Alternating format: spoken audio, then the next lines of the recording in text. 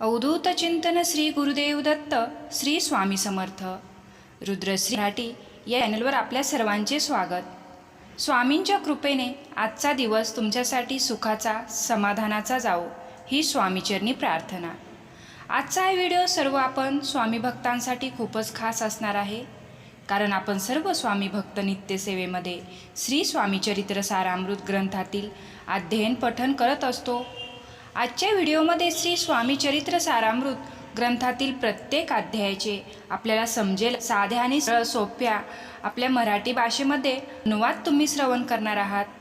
आपल्या हिंदूमध्ये पवित्र ग्रंथाचे पारायण पठण किंवा श्रवण करण्याला खूप महत्त्व आहे आणि बरेच जण विविध पवित्र ग्रंथाचे पारायण करतातही। तर मग हे ग्रंथाचे पारायण ग्रंथ का वाचावेत?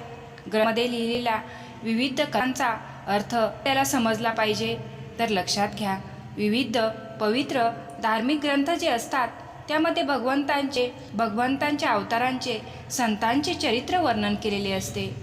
ग्रंथ वाचले तर संत समजतील आणि संत समजले तर भगवंत समजतील, आणि ज्यावेळेस आपल्याला भगवंत समजतील त्याच वेळेस आपण भगवंताच्या चरणी एकरूप होऊ शकू। तर या कारणासाठी आपल्याला ग्रंथाचे वाचन करणे आवश्यक असते। त्याचबरोबर त्या ग्रंथाचा अर्थ जर आपल्याला बोलीभाषेत आपल्या मराठीमध्ये आपल्याला समजला तर आपली आध्यात्मिक प्रगती होण्यासाठी खूप मदत होते। कलियुगात मनुष्य अज्ञान, पाप, लोभ आणि मोह यामधील आहे। अशा वेळी संत आणि गुरुच जीवांचा उद्धार करतात। स्वामी समर्थ हे कलियुगातील तारक आहेत। अध्याय 1 यांचे वर्णन सांगितले आहे। ते भक्तांचे संकट दूर करतात, त्यांच्या नामस्मरणाने भय नाहीसे होते, श्रद्धेने केली प्रार्थना ते त्वरित ऐकतात। त्यांचे प्रसिद्ध वचन म्हणजे भिवू नकोस, मी तुझ्या पाठीशी आहे। ग्रंथ ऐकण्याचे फळ, जो आता श्रद्धेने हा ग्रंथ वाचेल किंवा ऐकेल त्यांचे संकट दूर होईल, मन शांती मिळेल। श्री स्वामी चरित्र सारामृत अध्याय पहिला। सर्वप्रथम श्री गणेश वंदूयात। श्री गणेशाय नमः। श्री स्वामी समर्थ चरित्र सारामृत ग्रंथ रचिये श्री विष्णू बळवंत थोरात यांचा संक्षिप्त परिचय व ग्रंथाचे महत्त्व जाणूयात। श्री विष्णू बळवंत थोरात यांचा जन्म कोकणामधील रत्नागिरी जिल्ह्यातील गुहागर तालुक्यातील बलसेत गावात झाला। त्यांच्या आईचे नाव श्रीमती पार्वती व वडिलांचे नाव बळवंतराव थोरात होते। ते ब्राह्मण जातीमधून चित्तपावन कुळातील होते। ते व्यवसायाचे शिक्षक होते। त्यांची पदस्थापना कोपर्ली या गावात सहशिक्षक म्हणून झाली होती। त्याच गावात शंकर शेठ नावाचे एक मारवाडी वाणी राहत होते। ते श्री विष्णू बुवांवर खूप प्रेम करीत असत। ते कोपर्ली येथे असताना त्यांनी श्री विष्णुंत बुवा थोरात यांना आपल्या मदतीचा एक हात दिला होता। एकदा त्यांना श्री स्वामी समर्थ महाराजांची अनुभूती झाली। त्यामुळे ते श्री अक्कलकोट महाराजांची नित्य पूजा करू लागले।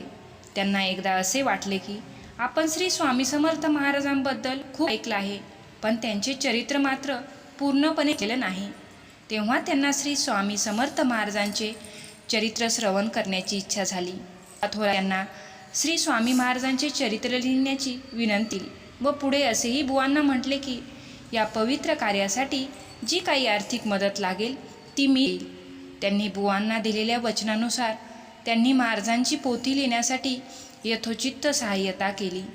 अशा प्रकारे शके 1819ला वसंत ऋतूमध्ये चैत्र त्रयोदशीला गुरुवारी दिनांक 15 एप्रिल 1897 या दिवशी श्री स्वामी चरित्र सारामृत हा ग्रंथ तयार झाला। श्री स्वामी समर्थ महाराजांची नित्यसेवा व उपासनेसाठी अत्यंत महत्त्वाचा एक छोटा या ग्रंथातील दररोज 3 अध्याय याप्रमाणे 7 दिवस जर वाचन केले तर 21 अध्यायाचे पारायण केवळ 7 दिवसात होऊ शकते। जे स्वामी महाराजांचे भक्त व उपासक आहेत त्यांनी जर ठरविले की दररोज 21 अध्यायाचे पारायण करावे तर तेही शक्य होऊ शकते, कारण हे छोटेखानी असे पवित्र ग्रंथ आहे। आपल्याला अनन्य श्रद्धेने व मनाने या प्रासादिक ग्रंथाचे वाचन किंवा पारायण केल्याने तसेच संकल्पित 108 पाठ केल्याने सर्व प्रकारच्या समस्यांचे निरसन होते असा भक्तांचा अनुभव आहे। तर पुढे पहिल्या अध्यायाचे श्रवण करूयात। पुढील कथा श्री विष्णू बळवंत थोरात विरचित श्री स्वामी चरित्र सारामृत ग्रंथाचा पहिला अध्याय मराठी गद्य अनुवाद प्रस्तुत करताना सर्वप्रथम ग्रंथाचे लेखक श्री विष्णू बळवंत थोरात यांना वंदन करूयात। ग्रंथात हे सर्वप्रथम श्री गणेश, श्री सरस्वती, श्री गुरु, श्री कुलदैवत, अक्कलकोट निवासी पूर्णदत्त अवतार यतिवर्य श्री स्वामी समर्थ महाराज यांना वंदन करतात व पुढे ग्रंथ लिहिण्यास प्रारंभ करतात। ते सर्वप्रथम आपल्या सद्गुरूला वंदन करतात। त्यानंतर ते जगतचालक भगवान श्री विष्णुदेवाला नमस्कार करतात व त्यांची स्तुती करतात आणि म्हणतात की त्यांनी धारण केलेली शस्त्रे, आयुधे व वाहन यांची गुणसंख्या आहे। त्यांना विनंती करतात की स्वामीचरित्र सारामृत या ग्रंथाचे लेखन निर्विघ्नपणे पार पडू दे। त्यानंतर ते विद्येची देवता ब्रह्मकुमारी शारदा, आपले गुरुवर्य माता व पिता यांना वंदन करून हा ग्रंथ पूर्ण हो अशी याचना करतात। बरोबर विष्णुबुवा, त्रिगुणात्मक त्रिमूर्ती असलेले भगवान श्री दत्तात्रेय यांचे वंदन करून व त्यांना विनंती करतात की ह्या कलियुगात धर्म, वासना की विकोपास गेलेली आहे तिला आपल्या मूळ तत्वावर येऊ दे।